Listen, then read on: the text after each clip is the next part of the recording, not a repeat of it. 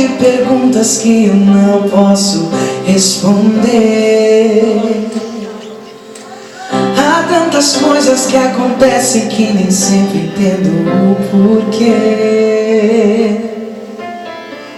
Sentimentos de temores sobre mim, aflições que mais parecem não ter fim, surpresa de um caminho que ainda não trilhei.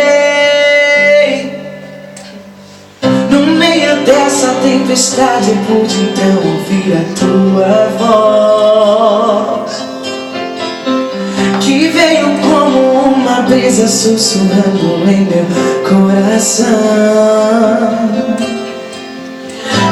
acalmando minhas dores e emoções, dissipando tempestades, furacões.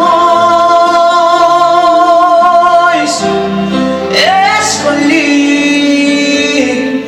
descansar em ti.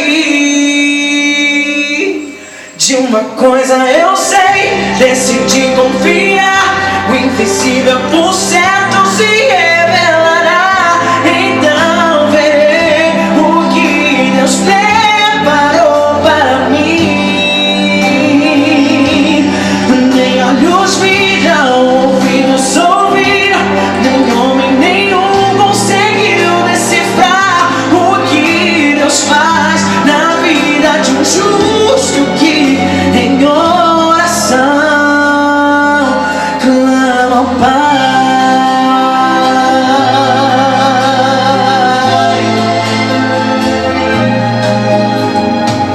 No meio dessa tempestade pude então ouvir a tua voz, que veio como uma brisa sussurrando